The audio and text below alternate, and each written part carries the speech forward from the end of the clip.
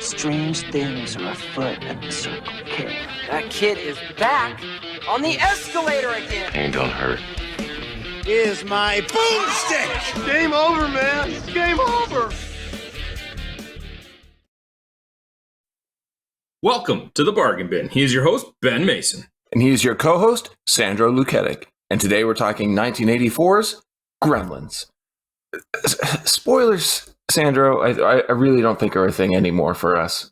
We haven't really covered anything that new, so anybody listening, just know we're going full on this film. So just say your thing, man. Just keep it simple and say your thing. People know. We know. Yeah, it's true. I'm getting too caught up in it. You're right. I miss the old way of just saying, we assume if you're listening to this, you've already seen the movie. It was simple, concise. It's not like anybody was complaining to us. Keep it simple, stupid. There you go. Perfect. Sandro. Yeah. Your history with Gremlins is what? I saw it a couple weeks ago when you told me to watch it. That has to be a lie. Nope. We had this discussion when we were reviewing Holliston and Channel Surfing. I've never seen Gremlins before. Good Christ. How have you missed this movie? I don't know. I just didn't watch it. It's permeated pop culture in so many different ways. I don't doubt that, but there's a lot of movies I've never seen before. And directed by Joe Dante. We've covered The Howling. We've covered The Burbs. Oh, right. You hadn't seen either of those either. But The Burbs you did. No, I had seen The Burbs. Yeah. And I like The Burbs. Written by Chris Columbus? Nothing? I mean, I've heard the name on our show before. I couldn't tell you what he wrote off the top of my head. He was involved in a lot of great productions and a lot of bad ones. We'll say Home Alone and we'll say Pixels. But I've told this story before. I randomly encountered him in a gas station in Toronto, and he was one of the nicest people I've ever met. I don't think I've ever heard that before. No. Oh, really? Well, he was in town trying to find his hotel. It's while they were filming Pixels in Toronto. And such a bad movie. I know. But he was trying to find his hotel, and the attendant couldn't give him directions. He looks at me. He's like, "Are you able to help me? Because my friend here is not really being much of a help." He was being super polite, but he was getting frustrated.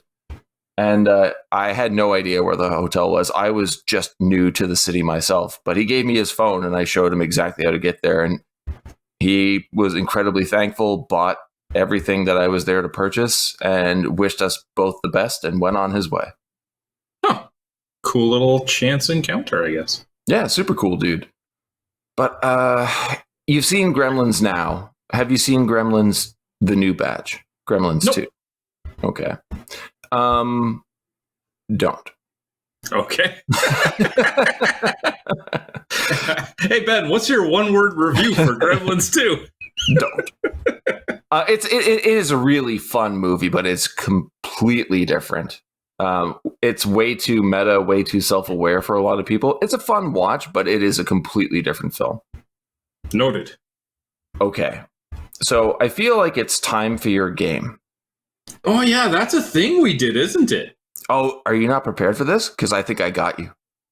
Oh, no, I'm pretty sure I'm prepared. I just did it weeks ago, so I forgot about it. Yes, it has been a while. My apologies. Life has gotten in the way, but we're back and we're ready to talk about this amazing film. Yeah, hold on as I stall to find my file. There we go. Okay. All right, we got 3 people. 4 people. Fuck. Off to a great start. It's good. It's good.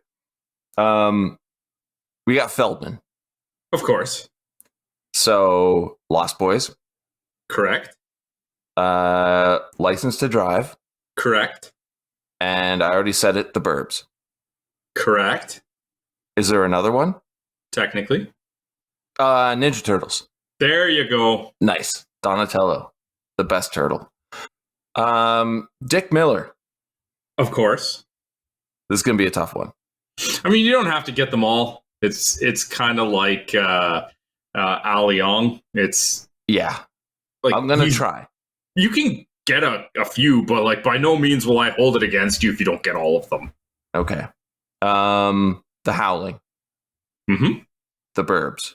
Mm-hmm. Demon Knight. Correct. Was he in Last Action Hero? Mm-mm. No, that was Ali Yong. That's right. And what are the other guys? One of the two is in everything. I don't know. Oh God. Oh my God. What is that movie where he was the weapons guy? Shit. Oh man. Okay, can you just tell me what that movie was? Night of the Creeps. Night of the Creeps, right? Tom Atkins. How many more are there? 1. Same character? I don't know. Oh God.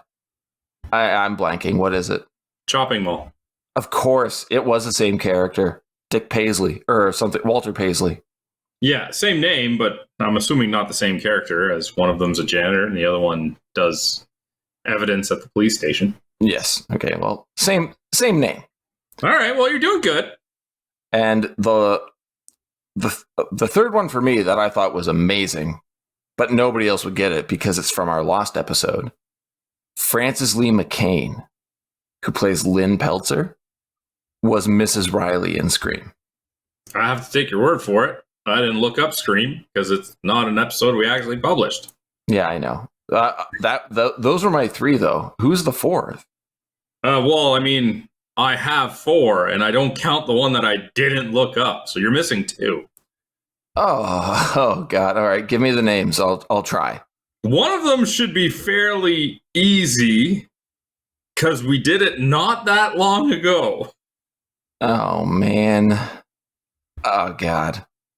I don't think we covered Phoebe Cates, or Judge Reinhold, or Howie Mandel. Who? Judge Reinhold. Oh no! Oh God! I don't remember. I really don't. Yeah. You don't remember? No. Santa Claus. Okay, fine. I was concussed. My memory is not that great right now. Oh.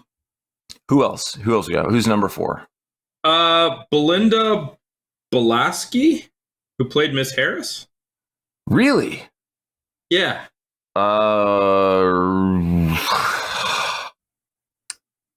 Oh God. Is it a Dante film? He tends to stick with the same cast. I don't know. Hey Ben, ask me a question that'll give you a hint that I have no idea. Okay, so not the Burbs, right? Nope. The Howling? Yep. Really? She played Terry Fisher. I looked up the name of the character. Okay. Oh, yes, you're right. Okay. That was a tough one, though. That's not really fair. Me being right. I just copied what I found on the website. But yeah. Okay, fine. I was right. All right, that was a difficult one. I thought I was going to nail it. I did not nail it. But it was so cute to see how confident you were. Yeah, well, thank you. I try. All right, well, let's talk about this movie then. Okay, getting right into it. We get the introduction and voiceover of Rand Peltzer, traveling salesman, being led to a shop of oddities in Chinatown so he can find a Christmas gift for his son, Billy. Can I say this right off the bat? Please do. What a voice for narration. Amazing. Oh, it's so good. Like, it's got that deep raspiness to it. He's got a little bit of like a drawl to it. It's just so awesome to hear. Hoyt Axton is a phenomenal actor. And yeah, I agree. His voice is perfect for this. Hoyt Axton is a phenomenal name, too. It really is. It's like Max Power. Oh, yeah. I got it off a hairdryer. Getting into the store, I love the look of this shop. But I think it's because it reminds me of Tales from the Crypt. And I feel like this movie could have been an amazing Tales from the Crypt film. I feel like the set designers were instructed, hey, make a store that looks cool in cinema, but would never function as a store. It's true. It's true. This place would burn down immediately. It's not getting any clientele. It's at like the bottom of a staircase. So it feels like you're just going to get jumped if you go down there. But like in cinema, it looks cool. Phenomenal. We meet Key Luke playing grandfather. Very stereotypical, but it really works for this scene. And then we get a bit of Rand's personality as he tries to hawk his own wares. Like, is it the travel buddy or the bathroom buddy? Oh, anyway, I forget what it's called. His own invention. It's awful. It's horrible. It's ridiculous. But it's a running theme in the movie is that his inventions are horrible. Yeah, they work at first and then just break down. I'd argue they don't look like they work at all, but sure. Oh, they don't look like they work, but Mrs. Pelter says it later on, like it works for the first week and then falls apart. But in this case, if you had a bad case of dragon breath, it could come in handy. Did you notice how he caught himself after that? No, I didn't actually. Yeah, he said dragon breath, and then you could see the look on his face where he's like, "Oh, that could be offensive." Yeah, well, yeah. But this is where Rand discovers a Mogwai. Wants to buy it for Billy, but grandfather refuses to sell it to him. Then why have it in your store? That's a question I have too. I don't get it. If it's not for sale, don't leave it in the store where customers can just walk up and find it. and this here proves your point that the location and setup of the store is non-beneficial for anyone because the kid betrays his grandfather and sells Rand the creature. It feels like it should be a setup. Like later on, you find that it's some demon that like drove him to this. And then he turns around and the store's not there anymore. But like exactly, this is just so absurd if you think of it as a functioning store. Would you buy a Mogwai for $200? I wouldn't buy a Mogwai at all. Why? You know what? Fine. Cute creature, no problem. But if it's in this store with these warnings, and I've never seen it before in an encyclopedia or a book or heard of it, I'm not taking that chance. Okay, I'm glad you brought that up because the rules should tell Rand right away, get the hell out of that store. The rules baffle me. So you have to keep him out of the light. Sunlight will kill him. So okay. we're dealing with like a little vampire creature here. The most normal of the rules to me, or at least the most like acceptable. Okay. Cool. It's a nighttime thing. No problem. Next up, keep him away from water. Okay. This one bothers me to no end because even when he's brought home, it specifies not even to drink. Yes, I have a problem with that too. So what does this thing drink? How do they stay hydrated? You know, the U.S. government would be all over this. Like, can you think of any liquid drink that doesn't have water? No. And that's what I'm saying. The government would be like, how can we manipulate this? How can we find out how to keep creatures going? How do we keep our soldiers going without hydration whatsoever?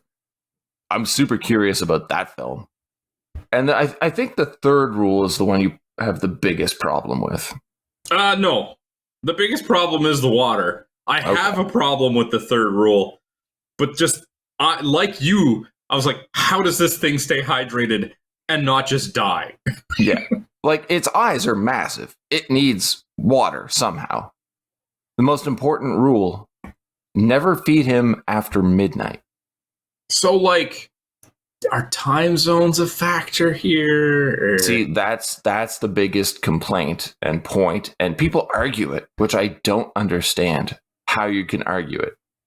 I don't think the Mogwai has a set time zone, but it's a mystical creature, man. Like, what?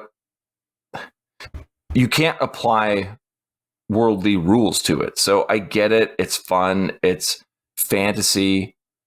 But people really love picking this stuff apart, just like we did with the whole water thing. We just kind of have to let this stuff go. And that's not easy for me to do, as you know.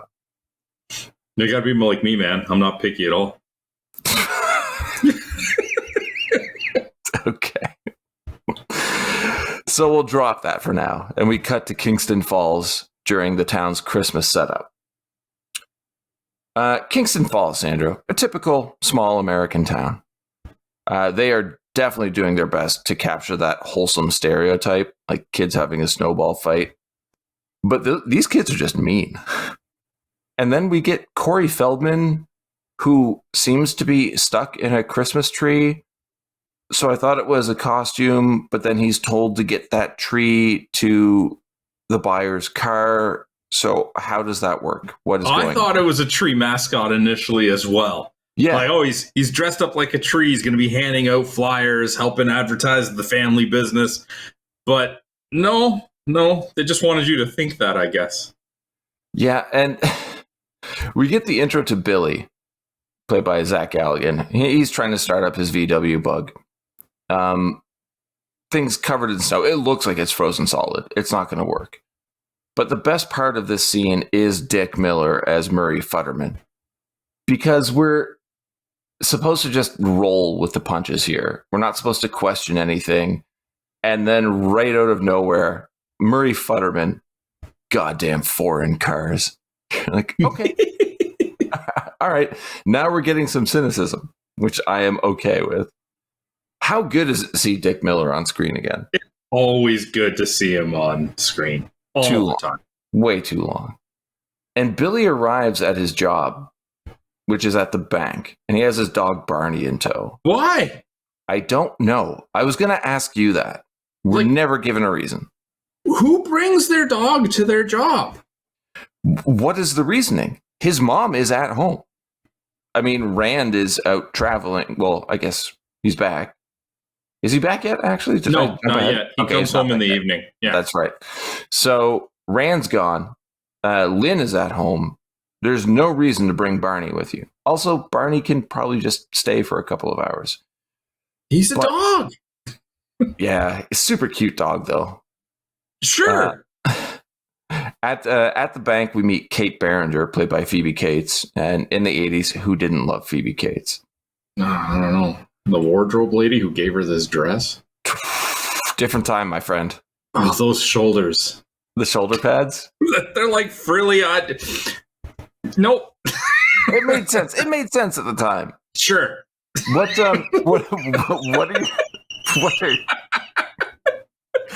are your thoughts on Kate? I mean, there's definitely layers to her. There's a lot more cynicism under what I think is the first impression. And I really enjoy that too, because right away she's presented as that stereotypical love interest. And then we get into it later and you're like, oh, this person is an actual deep character. Yeah. But she wants Billy to sign a petition to stop the local pub from being torn down. Which makes sense. She works there, right? But we don't know that yet, I don't think. So it just kind of seems weird. We don't know that yet, but if you even just think of her as being that kind of typical good girl, companion, love interest, fighting for a cause, whether we know why, just, signing a petition to save a local bar, local business, that makes sense to me. It's a very good point. I mean, this is the only kind I make. Oh, come on. Next up, we get Polly Holiday as Ruby Beagle. Is it Beagle? I thought it was Deagle. It is Deagle. The local curmudgeon. I don't really know what she does, man. Like, bank manager. Like, she's not the bank manager, but she seems to be a part of the bank somehow. The way she comes in, I initially thought, like, she's like the bank owner's wife or something like that. Like, she has adjacent authority, and she throws it around. But later on, it just feels like she's just such a curmudgeon that people just put up with her or agree with her to just have her leave. But the lady outside does ask for an extension. Exactly. So she has some means of operations within the bank. She shuts that woman down so hard. Like, what a great way to set up a potential villain. Yeah, they definitely set it up. I mean, she doesn't retain enough like camera time moving forward to really be a villain. Yeah. But this initial impression, you just think, okay, this is the antagonist of the human side of the story. Yes. And it's really not after. No, they just kind of drop it. However, they set her up as such an annoying, mean character that when she gets her comeuppance, obviously it's a positive moment. You're supposed to appreciate it, even though at that point you're cheering for the villains, which I find really funny about this movie, in that the Gremlins are the villains, but they're so much fun that you just can't wait to see what they do next. Anyway, apparently Billy's dog destroyed Deagle's expensive fake snowman, and her response is she wants Barney killed. Do you want to get into that? Get into what, sir? She threatens to put him in her clothes dryer. I don't condone dog murder. Right? Like, what do you want me to say here? It's like, I get the dog shouldn't be there, but don't murder it. Yeah, exactly. Yeah, it was a dog and knocked over something that you own and it broke. It's a dog. It wasn't malicious. It wasn't intentional. It was a dog playing around and knocked over a stupid looking snowman. And that thing looked cheap as all hell. So I don't understand how it was expensive. But the dog attacks, like Barney attacks. And that is a really confusing scene for me because he shouldn't understand what she's saying. But he goes right in on that arm. Yeah, it probably can like sense her like tension and anger and resentment. General negative disposition. Yeah. But this gives us the intro to Judge Reinhold as Gerald Hopkins, junior vice president of the bank. Another antagonist that's not really prominent after. I don't think he's an antagonist. I really don't. Like it's debatable. Always, like if you think about their conversation in the bar and how I really want to get into. Yeah, let's go for this. Like when they go to the bar after, fine, like this is post work, everything is calmed down and they meet there. And you wonder, like, are they actually friends? And he's just a two-faced guy that at work covers himself. And like he leads off almost immediately by saying, like, if it was up to me, you would have been fired. Yeah. And like he berates Billy in the bank. But then yes, in the pub, he shits on him immediately and is like taunting him, being like, guess who almost had to file for unemployment today? But then tries to give him a mini pep talk.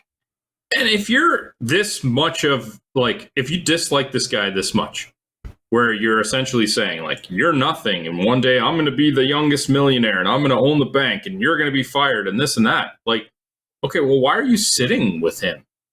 Like, you don't have any other friends? Like, why are you trying to communicate with this guy? If you really are not a fan of him, just F off. Yeah. Exactly.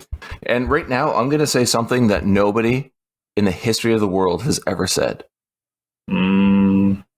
This movie needs more Judge Reinhold. I'm sure somebody has said that before. Outside of Judge Reinhold, probably not. He gets a lot of, I think he gets a lot of unearned flack. Yeah. I mean, look at Fast Times, where he was also, he was co-starring along with Phoebe Cates. But he is actually a really, really good actor. And he's done good stuff, like Beverly Hills Cop. How can you not like the guy? He played a good smarmy character or whatever you want to call him in Santa Claus. Like, yeah, he gets a little too much negativity, in my opinion. And I think it's because of the roles that he gets hired to play. I feel like he got shoehorned into a specific style of character. He is a character actor, and I don't think that's fair. He should be an actor, because I think he does have range. But he's so good at playing that smarmy asshole. I do understand why he is where he is. Even like hitting on Kate, this is where we find out she's working at the bar. He tries putting the moves on her, and there's no way that's working. She's having none of it. No. And I love the way she puts him down, too. It's like, you haven't seen my new place. her response is, I didn't see your old place either. She's right. It's good. It's very good. But this triangle, I love this dynamic between the three, and they just drop it. So Billy goes home where he helps Lynn, his mother, prep food. Well, I think you only see Judge Reinhold in like one more scene in like the entire rest of the movie. Yeah, it's a shame. So why are you setting all of this up? It's an opportunity for them to give you an exposition dump, but it's all unnecessary information. I don't need to know Billy's situation at all for the rest of this movie to play out like it does. Exactly. But I want to know more. I feel like you do too. Like, this is a really good build. Like, I want to see where the story goes. But the story dies here. You're wrong. I want to hear less. Really? Unless it's actually prevalent to the story, why are you even giving me this information up until now? I don't need this. Yeah, I know it doesn't play out in the rest of the film. But do you not find this dynamic interesting at all? Because this is the movie I want. I want to see this play out. I want to see the three of them deal with the Gremlins, not just two of them. I don't even think you need the Gremlins if you're going to that storyline. Just have a story about these three. A love triangle. Like, honestly, I would watch that too.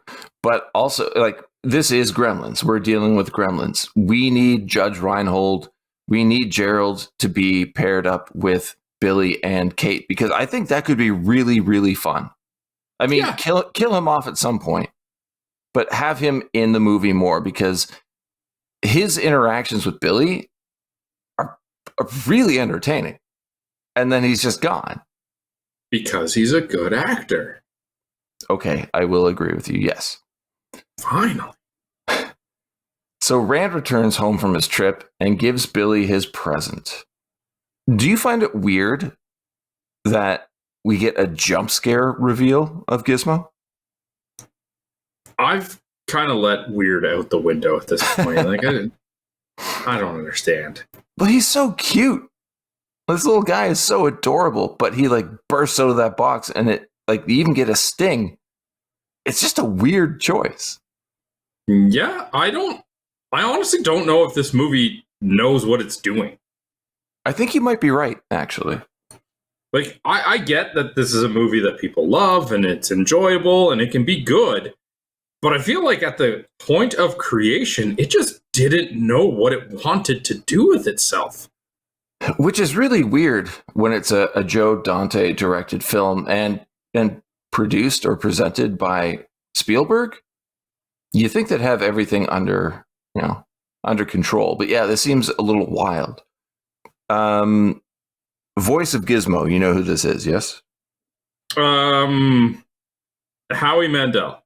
Yes. Which makes no sense to me. It's like, what? Like, let's make Vin Diesel play Groot. Like, you don't need a name attached to this lack of actual dialogue. But it works so well. Sure. Do you not like Gizmo's voice? I'm just, in regards to the whole, it doesn't need to be Howie Mandel. It could literally be anybody doing this voice. It's true, but he wasn't a massive star at the time or a big pop culture icon. Did you ever watch Little Monsters? Yes, I have actually. Yeah? Do you like that movie? Yeah, it's okay. It's not great. It's not bad. It terrified the shit out of me. I didn't see it when I was super young, so I didn't maybe have the same reaction to it, but it was fine. Okay. Well, anyone who's listening who hasn't seen Little Monsters, definitely check that out. It's a weird one because it presents itself as being really fun and quirky, kind of like this, and then gets real dark. But yeah, anyway, moving back to Gremlins. Rand has already named the Mogwai Gizmo, which I never really understood until I thought about it. And like, he's an inventor. Gizmo makes sense. Yeah, I'm cool with it. There is something about this reveal, though, that I think it should be more realistic. And I'm curious to know if you think the same thing. What do you believe Barney's reaction would be to this reveal of a Mogwai? Who's Barney? The dog. Oh, I don't know. Kill it. I don't know. Not all dogs will try to kill any other animal. I don't know. I don't know, but it attacked Deagle. Yeah, but she had hostility in her heart. Yeah, but we got a jump scare reveal of Mogwai. Can you imagine if this movie ends with Barney just ripping Gizmo apart? No, that would not be the same movie at all. It'd be a short film. Credits. We're done. We didn't even get to see what the rules do to Gizmo. He's dead. Got wet with dog slobber. Oh, yeah, but he's still gone. So Lynn takes a photo, which terrifies the shit out of the little monster. And this is where Rand relays the rules. Going back to this, nobody questions them at all. They're not common rules. It's a mysterious creature with weird guidelines for its survival. And everyone's just okay with it. If these rules exist, nature does not want this creature to. Exactly. This is a little demon being. No light. Okay, well, that happens all the time. No water. Well, you need it to live. Don't feed after midnight. Things just need to eat, depending on time zones. It doesn't really matter. Mother Nature is trying to murder this thing. Exactly. It's an abomination. Don't get in the way. So let Barney kill it. I do love the little songs that Gizmo sings, though. And I have to say, I think you would agree with this, too. The puppetry in this movie is fucking amazing. For the 80s, yes. For the 80s? Yeah. Dude, this movie, like this character in this film looks absolutely amazing. I mean, it didn't hold up so well in high definition to me, but sure. Oh, you watch a 1080 version of this? I believe so. I said my old DVD. Yeah, no, I definitely downloaded a high definition version. Okay. That could probably change things. So, like, it still looks good, but, like, you can definitely see some of the cracks when it's in high definition. Okay. So Billy bandages up Gizmo after a tumble into the trash can, and then they crash for the night. Fine. Next morning, Billy's attacked by the juicer that Rand invented. And do you think that we need this in the movie? The fact that he's an inventor, but all of his inventions fail? No. I mean, it definitely builds up his character, but the character goes nowhere. Yeah. If the inventions had more of a direct impact on, say, the resolution, then sure. But otherwise, it's like, what's the point? I think it was even like the night before when he came home and he asked his mom if she needed any help with dinner. And she had this like egg cracking device that was like one of the drinking birds just smashing the eggs. Like, why? Like, just crack the eggs. Like, there's no need for this invention, let alone seeing it in the movie. Agreed. And it's not like it comes back later that like part of the story is like, oh, your dad sucks at inventions, but it actually helped us this time. Because all of the inventions that are meant to be helpful have somehow murdered things. I don't know. Where is the money coming from for the Pelter family to have this house? Right? You see how everything he invents fails miserably. So miserably. This is a massive house. It's a nice house. The impression that I did get, though, is that he hit it big with like one invention. Because when he's talking about going to like a convention and taking the dog with him to say get him out of the house because the dog gets, attacked by the future gremlins or whatever. And he talks about like there are going to be people there that have bought some of his inventions before. I feel like it gives the impression like he struck it big with one, and that's what they're like coasting off of financially. But he's just not able to replicate it again. See, that makes perfect sense. And I feel like if that was mentioned in the film, I missed it completely. But if it wasn't, why not? Like, just that it answers so many questions about how, Gerald's even saying that Billy is paying all of the bills. He's working part-time at the bank. But I guess make a lot of money at the bank. 80s, completely different time. I don't know. I was a kid. So Christmas Tree Feldman delivers the Pelter Christmas tree. And now I'm even more confused because he's still wearing the tree thing. but the tree that he was wearing was the tree for someone else earlier. Maybe he was dressed like a tree holding a tree in that scene. I can't do anything other than agree with you. I think the best thing you can do is try not to figure it out. Just let it go. Just let it go. So Gizmo is watching a race car scene from a movie.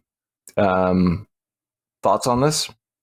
It's the first piece of pointless information we've gotten that will actually come back later. My question is, how bright of a light does it have to be before it's too bright? Well, the TV doesn't illuminate light.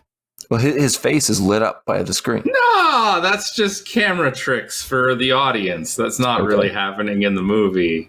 Also, I guess the bandages aren't necessary anymore. But I don't know. Anyway, Billy introduces Feldman to Gizmo, and immediately, I forget Feldman's name is Pete, something like that. And it spills water on him. But before this, Billy wants to show Feldman how Gizmo sings. Did you notice anything weird about this really quick cut? No, I didn't. Billy picks up Gizmo by his face. I did not catch that. He palms his face and just lifts him off the bed. And immediately I'm like, Billy's an asshole. So I don't feel bad for him at all anymore. I wish I caught that. That would have been great. It's really good. But yeah, Feldman spills water on Gizmo. Giz freaks out and 5 furballs pop out of his back, all of which turn into more Mogwai. Now can I have one, Billy? Feldman is very annoying in this movie. It's like he sees this creature for the first time. Billy's like, oh, look, it's my Christmas gift. I got this animal, whatever. And he's like, can I have it? No! Why would you ask that? Did you notice Gizmo's reaction after the furballs pop off? He seems unhappy. He's very sad. Why? Has this happened before? Does he just know that this is bad? Could we get a Gremlins prequel? Because I would love to see that. It sets it up perfectly. Why are they bad? I don't know. It doesn't explain it. Gizmo's not bad. Why are all of his offspring bad? Or easily led? Because it feels like the only... Oh, no, they're all pretty bad. Yeah. Just Stripe is the worst. Yep. Yeah, it doesn't answer that. But Billy shows Rand what happened. And all these new little guys, pretty mischievous. The one with the mohawk, Stripe, Billy says seems to be the leader. One thing I do love about the scene, though, is that Rand immediately starts thinking on how to market them. That's what he does. Yeah. The next scene I find very confusing because Billy awakens that night to Barney's whimpering, and he finds the dog tangled in Christmas lights hanging from the eaves of the front porch. Mm-hmm. How? Well, the Gremlins did it. I know the Gremlins did it. How could Barney not stop them? Because there was 5 of them. I think this is probably the very first movie we've covered where we can't actually question what happens. Because the answer is, well, it happened. Yep. It's a weird one.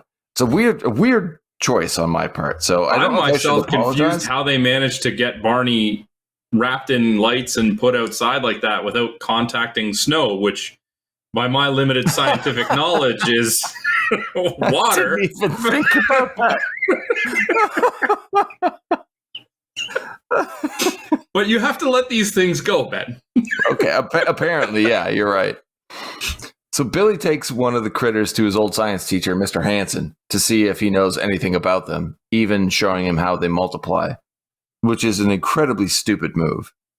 I mean, just listen to the cries of the gremlin as it's happening. It sounds torturous. It's painful. It's absolutely Billy painful. doesn't care. Come here. Feel this water. That's right. Is Billy the villain? I think so. Hanson keeps the new Mogwai at the school. And then thankfully we cut to Dick Miller. And Futterman's drunk at the pub. And Kate kicks him out at close. So he warns Kate and Billy about foreign cars because they put gremlins in them. I love this character so much. He gives us a quick history on the lore of little monsters in World War II, which I've heard repeatedly. I don't know about you. Nope.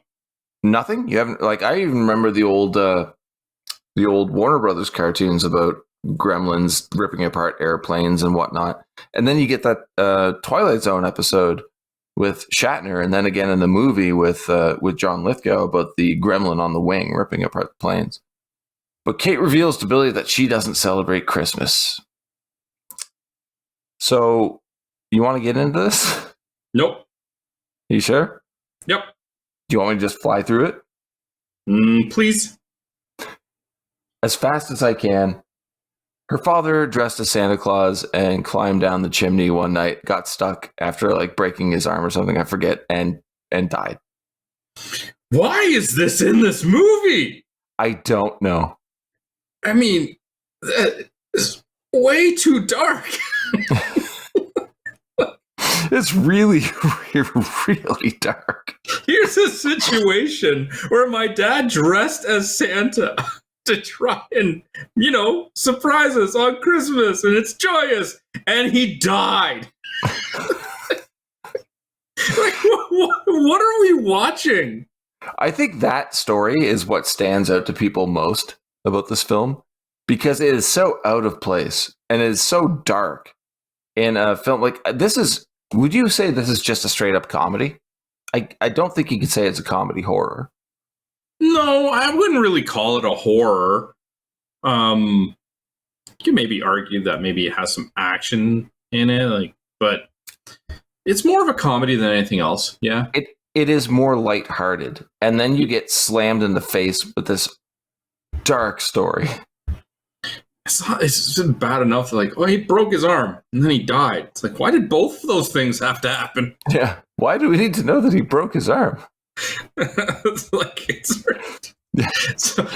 You want me to know he suffered before he died? He was in severe pain for quite a while, and then he died, and it was quite horrific. Like, okay, where are we going with this? Oh, nowhere. Okay, that's good. This is where I check the VHS box. Like, did I put the right movie in? What is going on here? And it stays dark for a while, because back at the school, Hanson's being a complete dick with a syringe, drawing blood from one of the Mogwai.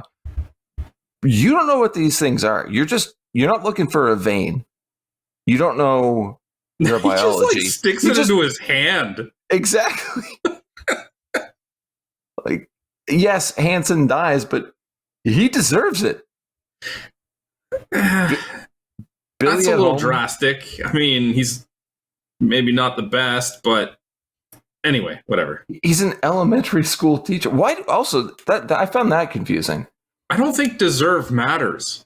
We just heard about a guy who died trying to dress up as Santa to surprise his kids. The question, though, is deserve is not a factor.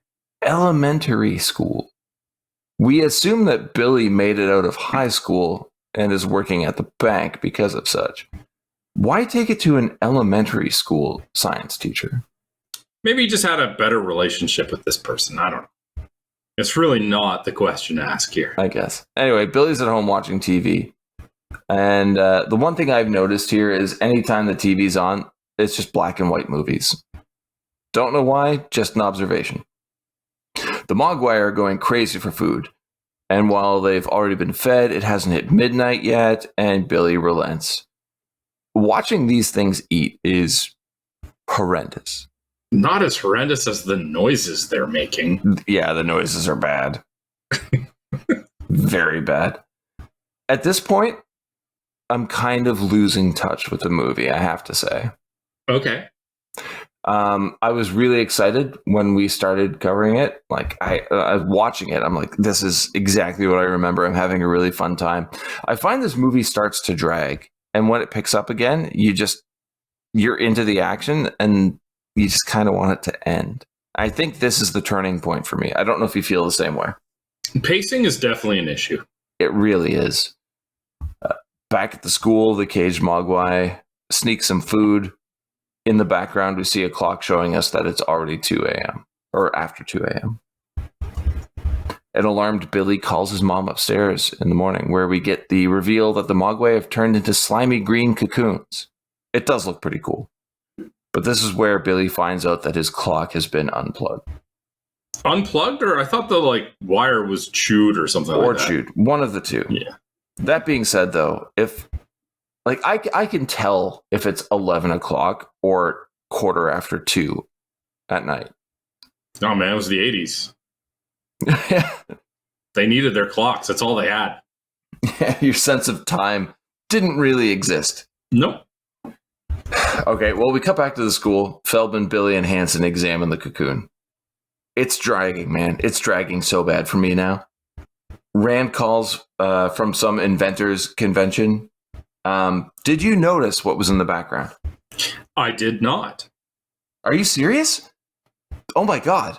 Because it is from a film version of one of my all-time favorite books that you introduced me to. Is it the Time Machine? It is the Time Machine. I can't believe you didn't notice that. Okay, yeah, I just shrugged that off. It was super important to me. I was so happy when I saw it because I had never noticed it before. Honestly, I've never seen any of the film versions of the Time Machine. Oh, okay, that makes sense. You would never get it then. From what I was told, I shouldn't because I love the book and watching the movie version will not do that any favors. Oh no, the 60s one is great. Absolutely great. Yeah, do not watch the 2003 or 2004 one. That was absolutely terrible. But we have another confrontation between Deagle and Billy at the bank. Now I realize they're just setting up her downfall, and I'm okay with that. During one of Hanson's classes, the cocoon hatches, same as at Billy's house. And I want to hear your thoughts on the monster effects here. It was pretty much the same as Gizmo. It does look pretty cool. I think if I saw it in the 80s, if I saw it on a VHS where, I didn't have high definition, it's designed well. Yeah. It's definitely a good design, but you can see some of the flaws now with time. But that should not be held against the movie because it was made in the 80s.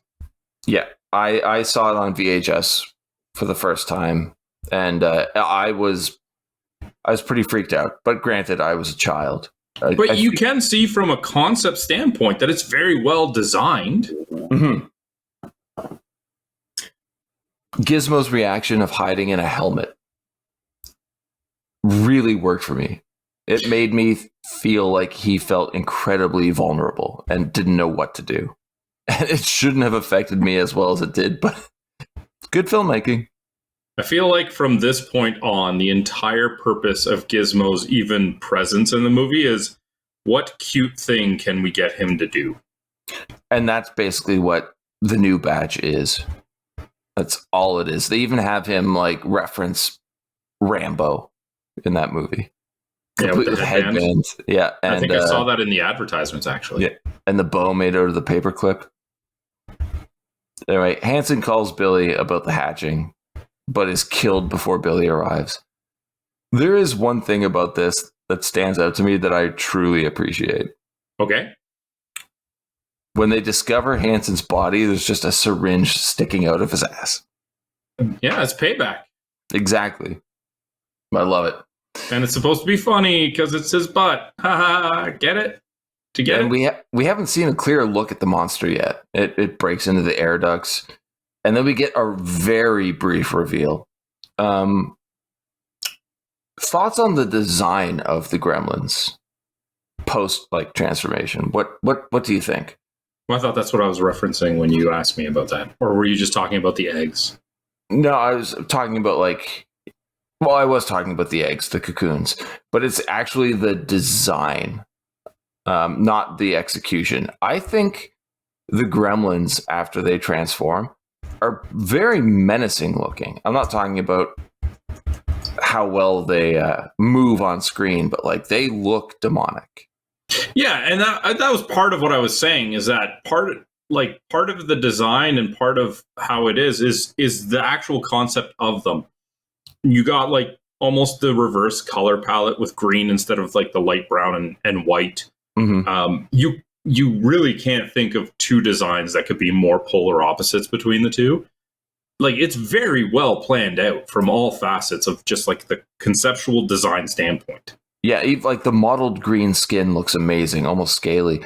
The eyes look terrifying to me. It really reminds me of some of the designs from Ghostbusters. They did a really good job at making these things look menacing in a movie where they're almost funny. So it's a weird back and forth there that I truly appreciate about this movie. Probably one of my favorite things about it. Cool. So we cut to Billy's house where Gizmo's tied to a dartboard and being toyed with before being thrown down the laundry chute. That seems on brand. It's getting pretty dark, yeah.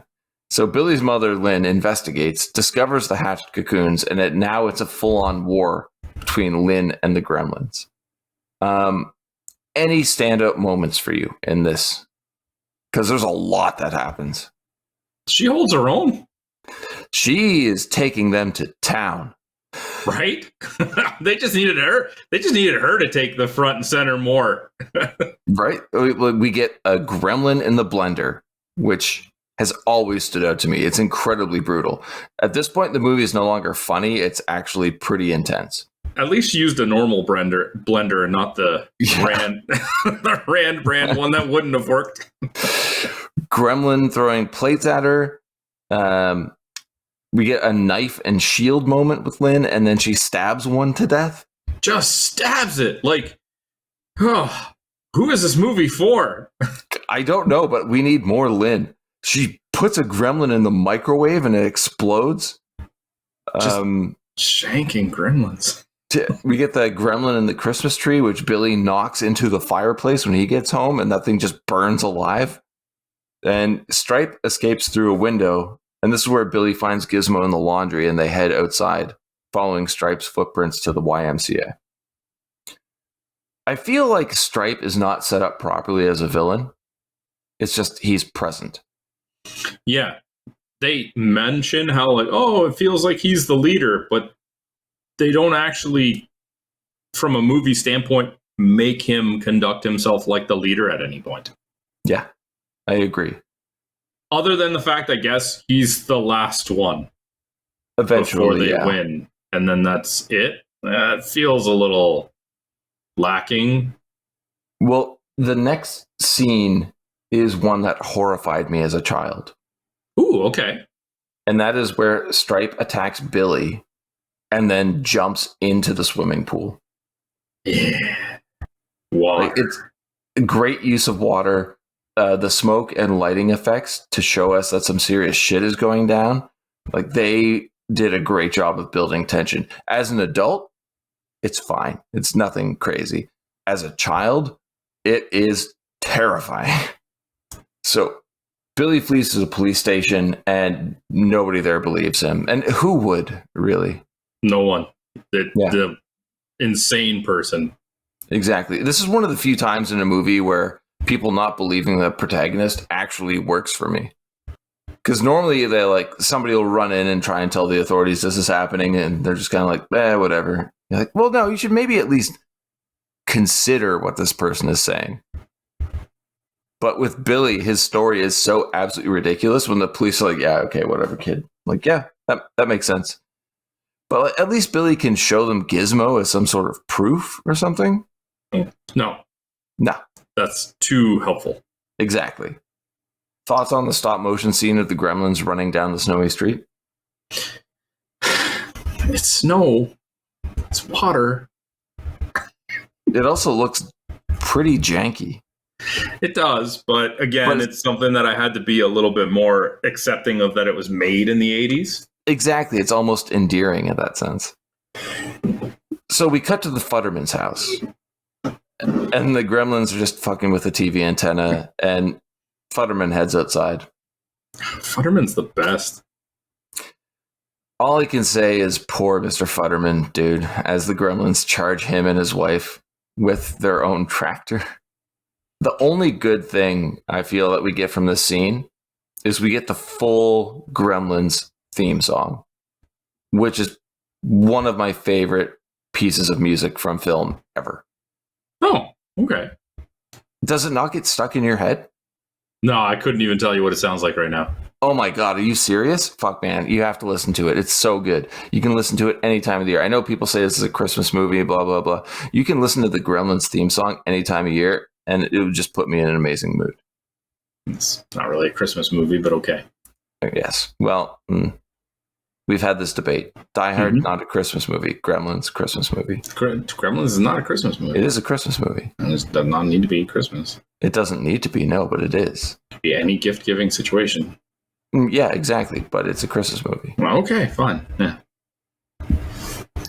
What are your thoughts of the gremlin in the mailbox? Why? What are we doing? It's full mayhem now. There is no reasoning for anything that happens in the rest of this movie. It's just, let's get a crazy looking spot. The movie is quote unquote a Christmas movie. Oh, there's stuff for kids. Gizmo's so cute. Then we have dark Christmas murder. Then we have what is this movie trying to do? Does it have any idea? I don't know. There is a loose structure to it that does work, I think. It is not a tight film. But yeah, like I said, Gremlin in the mailbox, why, you ask? I can't answer that. Gremlins fuck with streetlights, causing accidents. Why? Well, they're mischievous creatures. We already know that. We don't need to see it. But it looks good on film.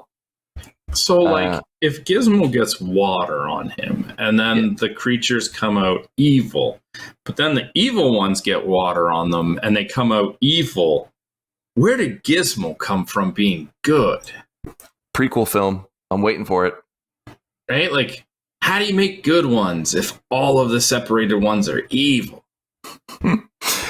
I don't know, man. We can't ask questions anymore. You've already called me out on it. Like, if the evil ones made good ones, then that would make sense to me. We go back and forth. Are they even evil? Is this all of their actions trying to harm everyone? Some of them, yes. Like we see with Win in the kitchen. The dog? Yeah, the dog. That's a good one. They hung him up outside. Like, there's no way to look at that as just, oh, we're being curious. Or like, that's literally they're trying to be evil. They're putting him on display. Why do they go caroling? I don't know. Who is this movie for? When the gremlins attack Mrs. Deagle, did you catch the first name of the name of the cat? One of her cats? No, I didn't actually. Klopek. Do you remember that name? The Burbs. Yeah. Yeah, the evil neighbors, the Klopeks. Yeah, cool. I will never ever forget the shot of the like electric chair going up the stairway, firing Deagle out through the window. I think I remember that more than anything in this movie. Almost anything. We'll get to that. Okay. Gremlins attacking a local Santa Claus. They're just mischievous. They cut the brake lines of the police car, causing an accident. I don't know how they know what brake lines are, but they do. Do you notice that when a car flips, you can see the underneath and how it was rigged for the stunt? It's just got a massive plate underneath it. You know I didn't. I know. It's not a big deal, but it's still a fun bit of trivia. Fair. Billy's car finally starts. Convenient. Of course. And now the gremlins are destroying Dory's tavern. So many questions, Sandra. Where to begin? It's another one of my favorite scenes. Kate is serving them booze. Why? Did they pay? I don't know. Did they ask for booze? I don't know. Is this the rare alcohol made without water? None of this makes sense. Why is there a flasher gremlin? They're already naked. I know. The poker scene where Stripe actually shoots a gremlin who is cheating. I mean, where did he get the gun? Who cares? How does he know how guns work? He didn't. Then we get to try and congratulate the guy for a good job cheating, and was like, "Oh shit, that's what this does." The jazz gremlin. You're asking too many questions, dude. The aerobics gremlin. All you're supposed to think is, "Oh, it's cute. They're doing things that people do." And at this point, like, this is so confusing. All the gremlins are wasted now, but I do love the gremlin with 3 cigarettes in its mouth, and Kate tries to light them with a match. But the fire is so bright that the drunk gremlin just falls off its stool. Like, this is just slapstick comedy now. Yeah. Who is this movie for? I don't know. And why does Kate then just decide to use a camera flash to fend them off? We have no sense of her trying to leave before this. Like, she's actively trying to serve them booze. She's not trying to leave. Well, see, the bar is failing, so they need any money they can. They can't be specific. There's no fucking money. There's no gremlin money. The scene doesn't make sense. None of this makes sense anymore. They're all doing human stuff, like playing poker and flashing. So maybe they can do human stuff, like paying their alcohol tab. Where did he even get the little trench coat? The kids' department. Do they know what flashing is? The kids' it's a bar. It's a fucking bar. They're not trying to flash. They're curious. They're new to the world. And he's more like, look at the insides of this jacket. It's got 2 sides. That's good. You're asking too many questions. It's off the rails, man. It is very much off the rails, yes. Billy arrives and rescues Kate. The town is now in complete chaos. And yeah, here's where we get the story from Kate as to why she hates Christmas. The gremlins all retreat to the local theater to watch Snow White and the Seven Dwarfs. I'm completely lost. There's no reasoning anymore. Of course, the whole place is in complete chaos.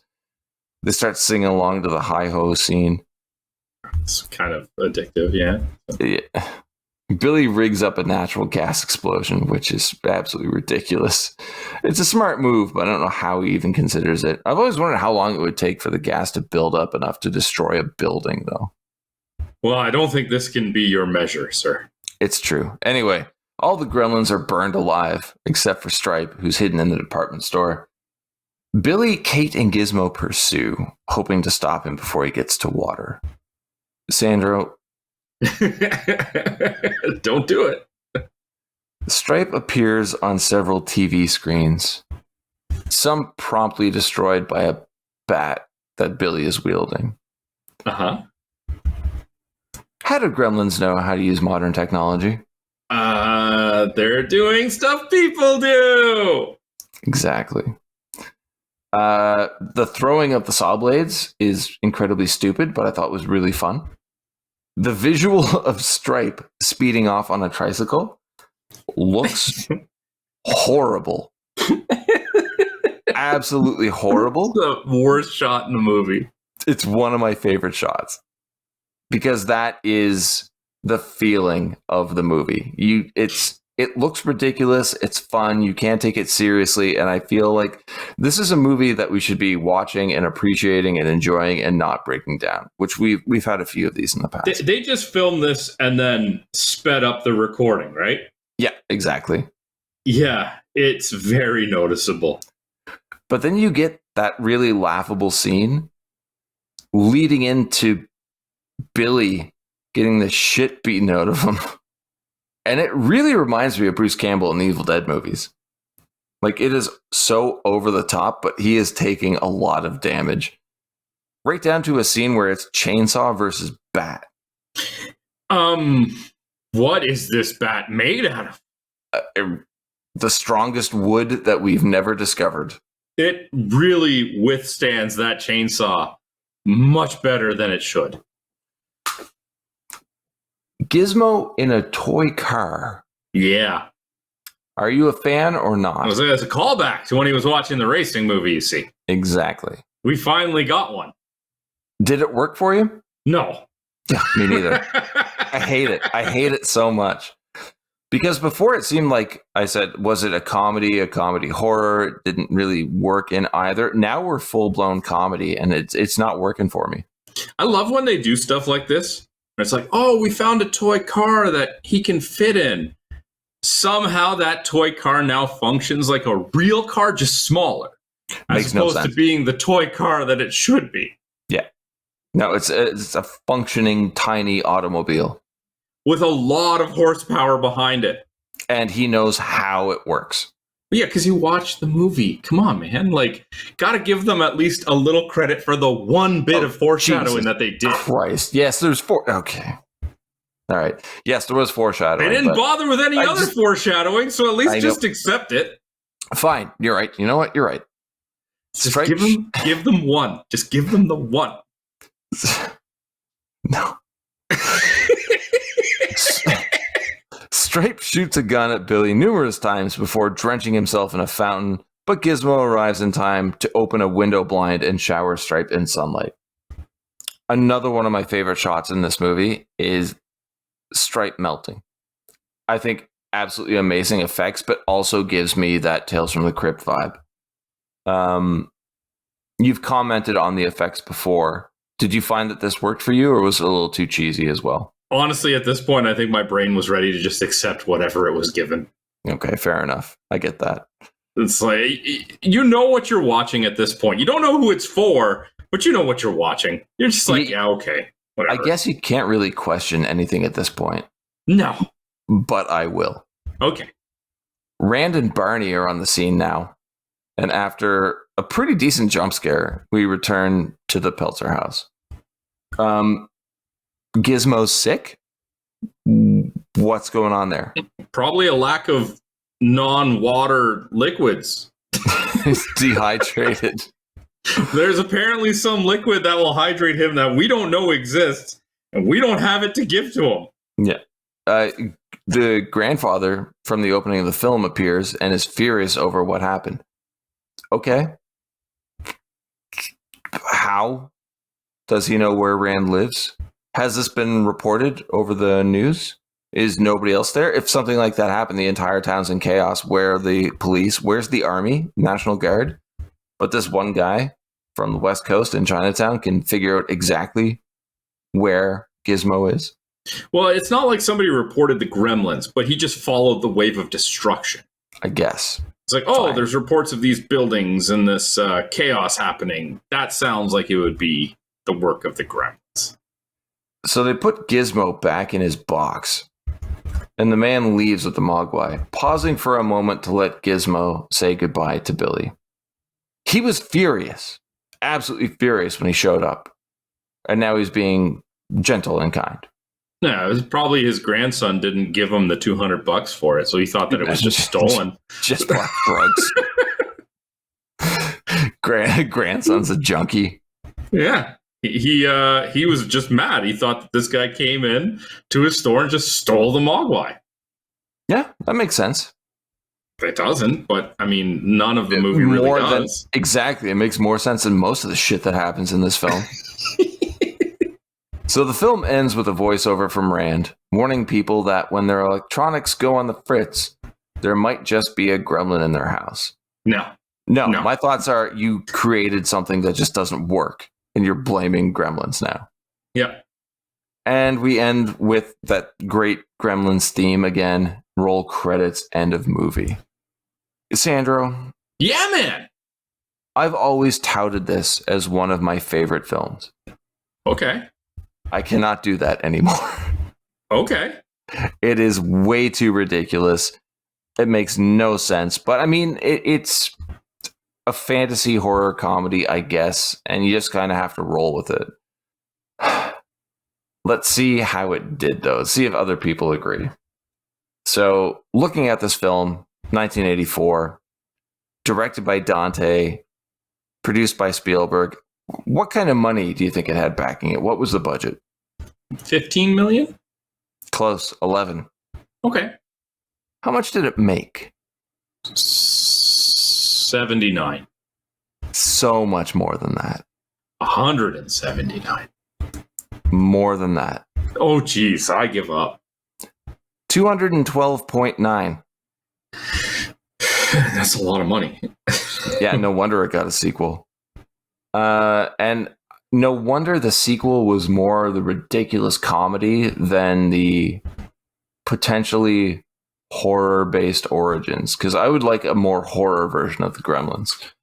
But yeah, IMDb rating. How did this do? 7.2. 7.3. Oh, jeez. And that is the lowest of the three ratings we'll talk about. Okay. Rotten Tomatoes, percentage of positive reviews from the critics for the tomato meter. 84. 86. Oh, I'm getting so close. Audience score, not as high, but pretty close. 79. 78. Oh, jeez. You're really good at this time, man. Well done. But it's so close. You're like, just let me hit on one of them. I think I would give you the win for the last two. You're off by like 1 or 2 points. What are you talking? I was off by 1 or 2 for 3. Yeah, that's right. You said 7.4. It was 7.3. Then 84, 86, and 79, 78. Yeah, I was I was off by 4. I say you nailed all of those. Well done. Yeah. First time. Let's get into these awards. All right, let's do this. So, who did you have for your least favorite character? Ruby Deagle, played by Polly Holiday. And it was just because we were supposed to hate that character, and she played it so well. Everyone else I really did appreciate. It's just, I don't know why this character was there, because as we said before, they set her up to be like the big bad for the humans, and then the villains killed her off. It felt like a waste almost. You? I had the same, and I'm with you on that. You set this character up to be potentially, or at least feel like, the main human antagonist, and then nothing comes from it, which then only solidifies the fact that you're like, she's just a hateful person. Yeah. So it's like, yeah, of course you hate this person. It seems weird that they would make us hate a character so much that we would cheer when the actual villains of the movie killed that person. Yep. Favorite character? I went with Randall Peltzer. Really? Yeah, I like the voice. I like the narration. I like the charming, like, bumbliness of his capability, but still complemented with a confidence and an adoration for his family. He's just a character I can get behind. Okay. You? I don't know if it counts or not, but I picked Murray Futterman. Yeah, I didn't pick him because he's not in the movie enough. I know, but every scene he's in is fantastic. Okay, I'm not going to tell you not to pick him. I'm not going to tell you not to pick him. If I can't pick Dick Miller, I will go with Rand Peltzer as well, because he was great. He really was great in this movie. As a good character. Trust me, if I thought that he was in it enough, I would have gone with Dick Miller as well. Okay. All right. So, moving into memorable line. Yep. It's a tough one, man. Okay. I had to go with the end of the film where Gizmo says, "Bye, Billy," because I remember watching this for the first time as a little kid. That made me cry. Shut up. It did, man. It was really sad. It was fucking sad. Shut up. All right, what was yours? Okay. Well, this is definitely going to more memorable than favorite. Billy, I always thought everyone was happy during the holidays, no matter what. Kate, most people are, but some aren't. While everyone else opens up presents, they're opening up their wrists. Okay. What are we doing?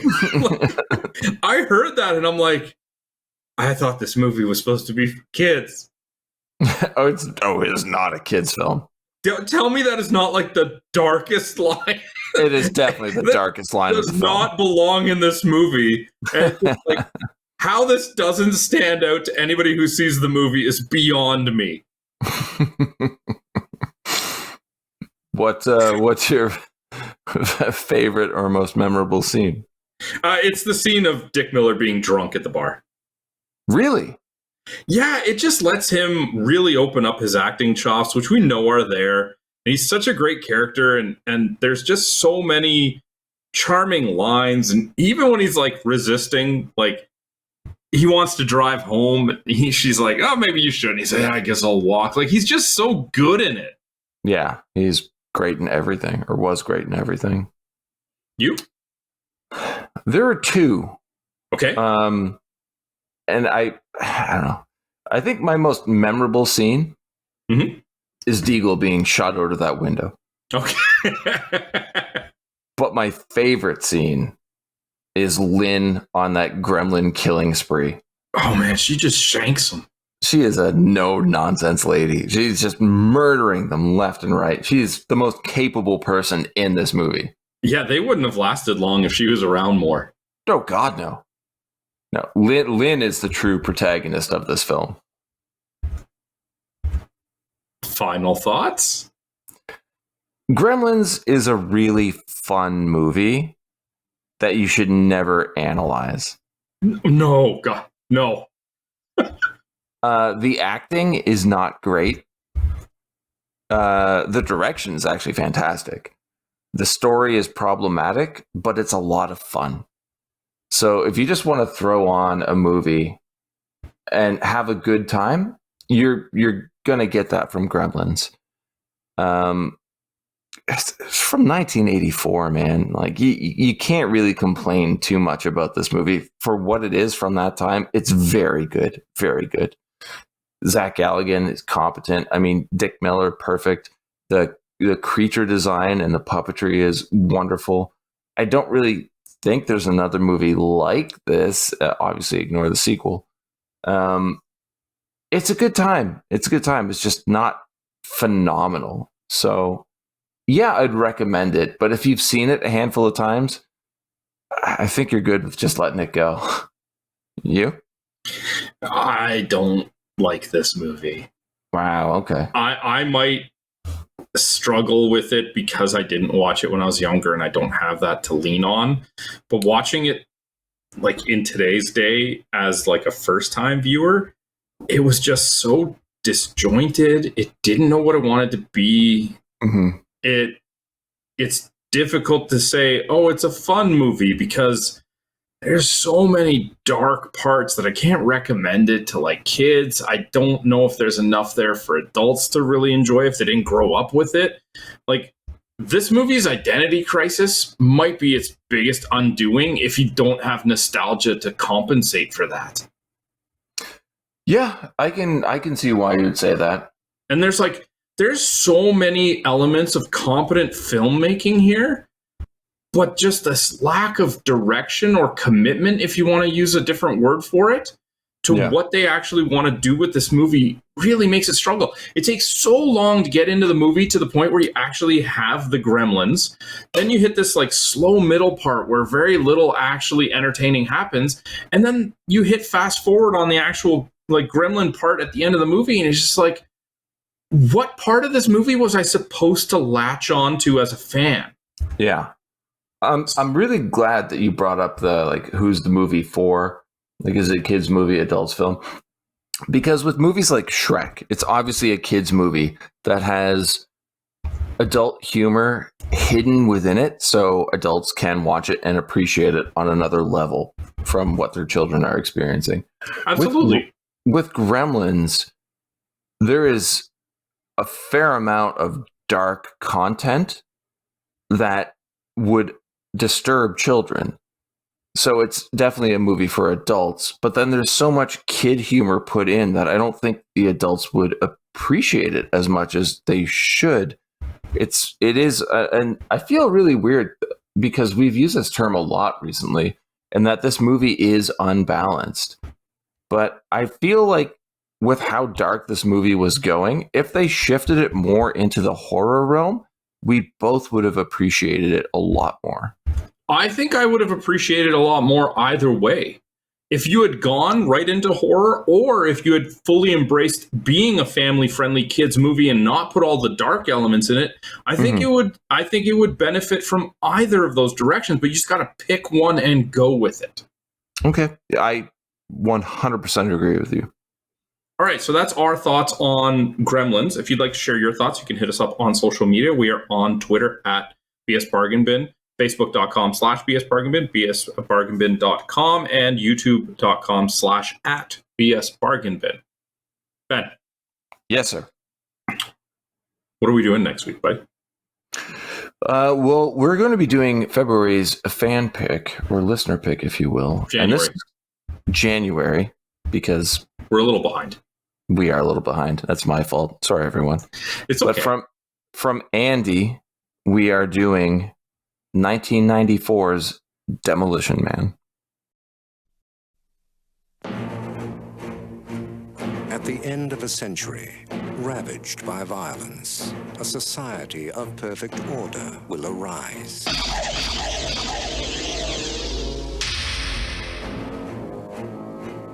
Criminals will be frozen and reprogrammed in cryogenic prisons. The prisoners are ice cubes. Their criminal instincts are being reprogrammed as they sleep. Aggression and deviant behavior will be totally eliminated.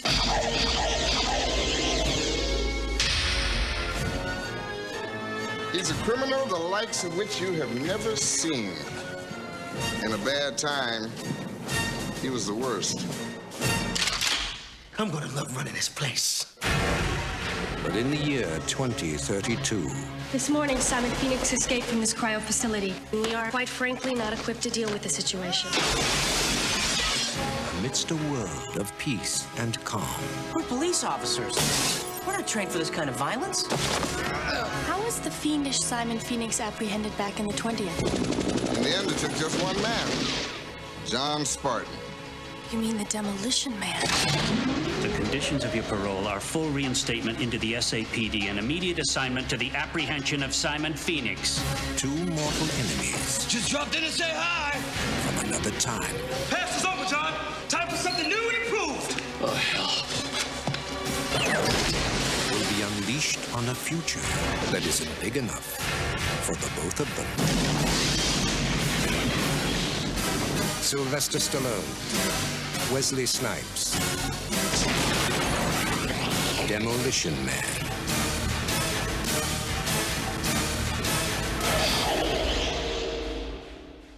Until next week, have a good one. All the best.